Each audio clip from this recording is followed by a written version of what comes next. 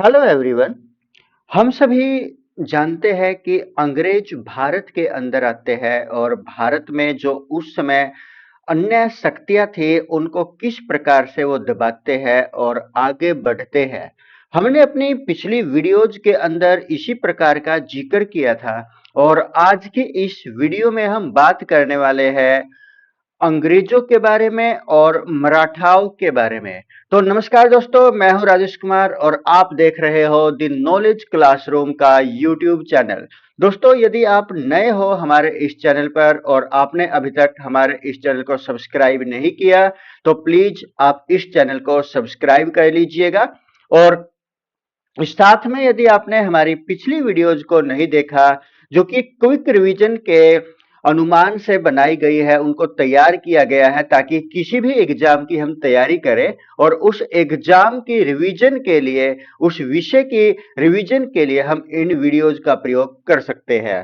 तो आज की इस वीडियो में हम आंग्ल मराठा युद्ध के बारे में जानेंगे। अर्थात जो आंग्ल थे यानी कि किसको बोला गया है, ये अंग्रेजों को बोला गया है। अंग्रेजों को यहाँ पर क्या बोला गया है? आंग्ल बोला गया है। और दूसरा यहाँ पर जो थे वो कौन सी शक्ति थी? मराठा। यानी कि अंग्रेजों और मराठाओं के बीच में जो युद्ध लड़े गए उनको हम मुख्यतः 1775 से लेकर के 1818 कहीं पर लिखा हुआ मिलता है और कहीं पर मिलता है हमें 1819 तक। ये युद्ध उनके बीच में लड़े गए जिसको हम आंग्ल मराठा युद्ध प्रथम, द्वितीय व तृतीय के अंदर वर्गीकृत कर सकते हैं। अपने यहां पर हम इन तीनों युद्धों के बारे में थोड़ा थोड़ा जानने की कोशिश करेंगे। चलिए शुरू करते हैं। पहला है जो यहां पर पहला आंग्ल मराठा युद्ध था, आंग्ल मराठा युद्ध जो कि सबसे पहले का था, फर्स्ट था। वो कब से कब तक लड़ा गया? ये युद्ध लड़ा गया 1775 से लेकर के 1782 तक। अब जो ये आंग्ल मराठा युद्ध था वो क्या था, उसका कारण क्या था, उसका रीजन क्या था युद्ध होने का? जो मराठे थे उनके अंदर क्या थी? अस्थिरता थी। यानी कि मराठों में स्थिरता नहीं थी, वो अस्थिरता उनके अंदर यहां पर युद्ध का कारण ये बनती है। तो इसी अस्थिरता को दूर करने के लिए जो मराठे थे इन्होंने एक परिषद का गठन किया, एक परिषद का गठन किया। और जो वो परिषद थी उसमें क्या था? 12 भाई परिषद। यानी कि इसका नाम क्या रखा गया? 12 भाई परिषद का नाम इसको दिया गया। अब जो इसका अध्यक्ष था, जो ये मराठों ने अपनी अस्थिरता के लिए एक परिषद का निर्माण किया था जिसका नाम क्या रखा गया? 12 भाई परिषद रखा गया। जिसका जो अध्यक्ष था वो कौन था? इस परिषद का जो अध्यक्ष था वो किसको बनाया गया? नाना फडणवीस को इसका अध्यक्ष बनाया गया। अब यहां पर क्या होता है? रघुनाथ राव था, जो रघुनाथ राव वो क्या करता है? अंग्रेजों से मिला। यानी कि एक प्रकार से वो अंग्रेजों से मिलता है। और क्या होता है? मिलने के बाद जो इनके बीच में वो मिला किससे? अंग्रेजों से। और इनके बीच में यहां पर एक संधि होती है। यानी कि यहां पर मराठों में और अंग्रेजों के बीच में एक संधि हुई। उस संधि का नाम क्या है? उस संधि को नाम दिया गया सूरत की संधि। किसकी संधि? सूरत की संधि। किस किस के बीच में हुई? अंग्रेजों के बीच में और मराठाओं के बीच में। यहां पर कौन था? रघुनाथ राव और अंग्रेजों के बीच में एक संधि हुई है जिसको क्या नाम दिया गया है? सूरत की संधि इसको नाम दिया गया है। अब 1782 में क्या होता है? 1782 इनके बीच में, अंग्रेजों के बीच में और मराठाओं के बीच में एक और संधि होती है जिसको किसका नाम दिया गया है? साल बाई की संधि। और इसी संधि के द्वारा, इसी संधि के माध्यम से क्या हो जाता है? जो ये युद्ध उनके अंदर आंग्ल मराठा युद्ध प्रथम चलने लग रहा था, वो क्या हो जाता है, समाप्त हो जाता है। यानी कि जो प्रथम युद्ध था आंग्ल मराठा युद्ध, वो कौन सी संधि के साथ समाप्त होता है? इंपोर्टेंट क्वेश्चन है ये 1782 में सालबाई संधि के साथ समाप्त होता है। प्रथम आंग्ल मराठा युद्ध किस संधि के साथ वह कब समाप्त हुआ? सालबाई संधि के साथ 1782 में समाप्त हुआ। नेक्स्ट है, जो रघुनाथ राव का पुत्र था, जो रघुनाथ राव का पुत्र था, जिसका नाम क्या है? बाजीराव द्वितीय। बाजीराव द्वितीय।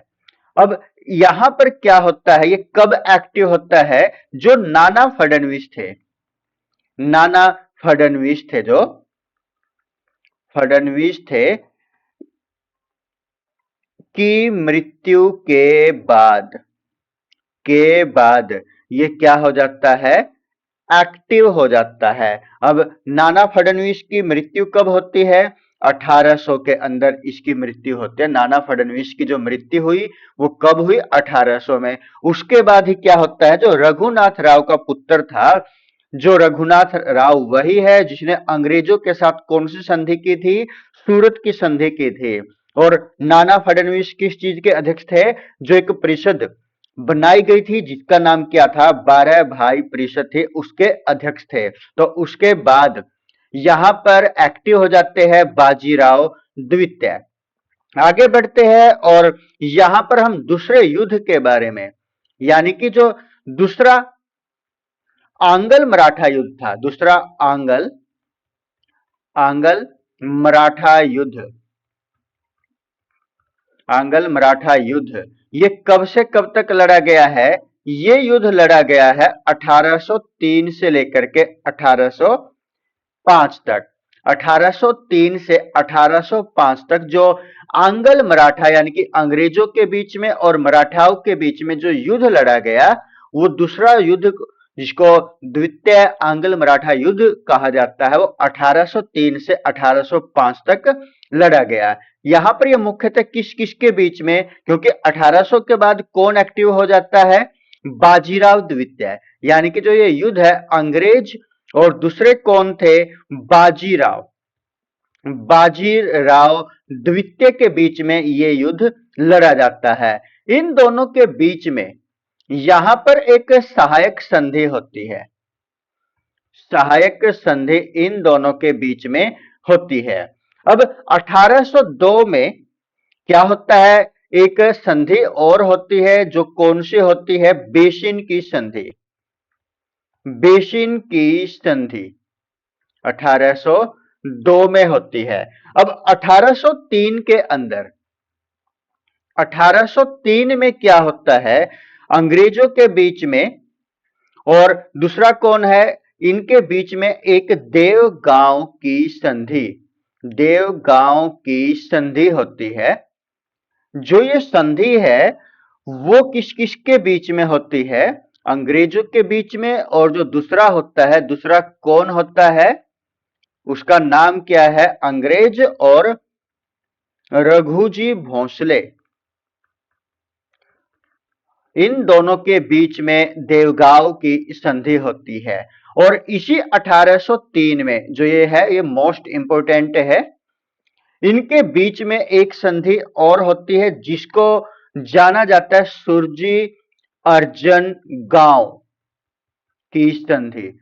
सुरजी अर्जन गांव की संधि कब होती है? 1803 के अंदर होती है। जो ये संधि होती है किस किस के बीच में होती है? ये होती है दौलत राव सिंधिया, दौलत राव सिंधिया और अंग्रेजों के बीच में ये संधि होती है। अंग्रेज और दौलत राव सिंधिया के बीच में सुरजी अर्जन गांव की संधि 1803 में होती है। और देवगांव की संधि भी कब होती है? रघुजी भोंसले और अंग्रेजों के बीच में 1803 में होते हैं। कि ये दो संधि है 1803 में हुई, एक का नाम देवगांव की संधि और दूसरी संधि का नाम सुरजी अर्जन गांव की संधि। अब इस संधि का जो परिणाम होता है, सुरजी अर्जन गांव का जो गांव की संधि, इसका परिणाम क्या होता है, जैसे कि हमने 1802 में बेसिन की संधि के बारे में पढ़ा था, तो वैसे ही यहां पर क्या होता है, यानी कि इसी संधि को यहां पर विस्तारित किया जाता है, जो कि गंगा और गंगा व जो यमुना के बीच का एरिया है, गंगा व यमुना के बीच का एरिया, बीच का एरिया था, जो उसका क्षेत्र था, वो यहां पर किसको मिल जाता है, अंग्रेजों को मिल जाता है, अंग्रेजों के पास चला जाता है। कहने का अभिप्राय क्या है कि जो सूर्य अर्जन गांव की संधि थी, जो कि दौलत राव सिंधिया के बीच में और अंग्रेजों के बीच में हुई थी, इस संधि का जो परिणाम आता है, जो इसका रिजल्ट आता है, वो क्या आता है कि जो गांव गंगा और जो यमुना नदी है, इन दोनों के बीच का जो एरिया है, वो किसके पास चला गया था, अंग्रेजों के पास चला गया था। दोस्तों, एक प्रश्न आप जिसका उत्तर कमेंट करके बताएंगे कि जो भारत की सबसे लंबी नदी है उसका क्या नाम है, वह उसकी कुल लंबाई कितनी है, तो कमेंट करके इस प्रश्न का उत्तर आप आवश्यक बताइएगा। अब हम आगे बढ़ते हैं तीसरी संधि के ऊपर, तीसरे युद्ध के बारे में, यानी कि जो तीसरा युद्ध था, जो थर्ड युद्ध था, जो अंग्रेजों और मराठाओं के बीच में लड़ा गया, यानी कि आंग्ल मराठा युद्ध। कौन से वाला, तीसरे वाला, जो कि कब से कब तक का लड़ा जाता है, कब से कब तक होता है ये, 1817 से लेकर के 1800, कहीं ना कहीं पर ये 18 भी लिखा हुआ होता है और कहीं ना कहीं पर ये 1819 है, यानी कि जो तीसरा आंग्ल मराठा युद्ध है वो 1817 से लेकर के 1819 तक ये लड़ा जाता है। किस किस के बीच में लड़ा जाता है ये तीसरा युद्ध, अंग्रेजों के बीच में, अंग्रेज, और दूसरा कौन था, बाजीराव, बाजीराव द्वितीय के बीच में ये युद्ध लड़ा जाता है। इसमें क्या होता है, जो यहां पर थे इस युद्ध के अंदर, जिसको यहां पर पिंडारियों, पिंडारियों का दमन किया गया, पिंडारियों का दमन किया गया। अब जो ये पिंडारी थे, ये क्या थे, इसको क्या बोला गया है, किराए के गुंडे, किराए के गुंडे इनको बोला गया है। पिंडारियों किसको बोला गया है, पिंडारिया, किराए के गुंडों को क्या बोला गया है, पिंडारियों बोला गया। इनका यहां पर इस युद्ध के अंदर आंग्ल मराठा तृतीय युद्ध था उसके अंदर दमन किया गया। अब इसका जो रिजल्ट होता है, इस युद्ध का जो परिणाम होता है, इस युद्ध का जो तीसरा आंग्ल मराठा युद्ध था उसका जो रिजल्ट है, वो रिजल्ट क्या निकल करके आता है कि जो बाजीराव द्वितीय था, बाजीराव द्वितीय था, जो उसको पेंशन देना शुरू कर दिया, को पेंशन पर रख लिया, पेंशन देना शुरू। अंग्रेजों ने क्या किया, बाजीराव द्वितीय को, आंग्ल मराठा युद्ध था जो तीसरा था, आंग्ल मराठा युद्ध जो तीसरे वाला था, उस युद्ध के बाद उसका जो परिणाम निकल करके आता है, बाजीराव द्वितीय को पेंशन देना शुरू कर दिया गया। और उसको क्या कर दिया गया, बाजीराव द्वितीय को, उसको बिठूर के अंदर भेज दिया गया, बिठूर भेजा गया। अब ये भिठूर कहां पर बैठ पड़ता है, ये कानपुर के पास, बिठूर कहां पर पड़ता है, कानपुर के नजदीक, कानपुर के पास ये पड़ता है। और 1853 के अंदर क्या क्या होता है कि जो बाजीराव द्वितीय है उसकी मृत्यु हो जाती है। और जो बाजीराव द्वितीय का जो पुत्र था, अब पुत्र भी किस प्रकार का, जो गोद लिया हुआ हो, जिसको दत्तक पुत्र बोला जाता है, क्या नाम था उसका, नाना साहब, नाना साहब था जिसका नाम, जो बाजीराव द्वितीय का पुत्र था, किस प्रकार का पुत्र था, दत्तक पुत्र था, क्या नाम था, नाना साहब था। उसको अंग्रेजों ने क्या किया, पेशवा मानने से, पेशवा मानने से मना कर दिया, इनकार कर दिया, मना कर दिया। किसको? नाना साहब को। क्या बोले कि ये पेशवा नहीं बन सकता क्योंकि ये किस प्रकार का पुत्र है? गोद लिया हुआ पुत्र है, उसके खुद की संतान नहीं है। तो उस समय जो गवर्नर था, गवर्नर जनरल था भारत के अंदर, वो कौन था? हेस्टिंग था। कौन था? हेस्टिंग था। और इसके साथ में जो मराठा थे और जो पेशवा थे, उनके जो वंशानुगत पद थे, यानी कि जो एक वंश से दूसरे वंश के अंदर वो लगातार चलते आने लग रहे थे, वंशानुगत पद थे, वो क्या हो गए? समाप्त हो जाते हैं। तो दोस्तों, आपको एक छोटी सी वीडियो आंग्ल मराठा युद्ध की किस प्रकार की लगी, आप हमें कमेंट करके आवश्यक बताइएगा। और यदि आपको किसी प्रकार की समस्या इस वीडियो के अंदर लगी है, महसूस हुई है, कोई कमी आपको यदि इस वीडियो के अंदर महसूस हुई है, तो वो आप आवश्यक कमेंट के माध्यम से हमें बताइएगा। और दोस्तों, एक बात और अंत में, यदि दोस्तों अभी तक आपने हमारे इस चैनल को सब्सक्राइब नहीं किया, तो प्लीज आप चैनल को सब्सक्राइब करें। और यदि वीडियो पसंद आई है तो आप इसको लाइक भी करें और एक कमेंट भी आपका बनता है। तो दोस्तों, जल्द मिलते हैं अन्य टॉपिक के साथ। तब तक के लिए सभी को नमस्कार, जय हिंद,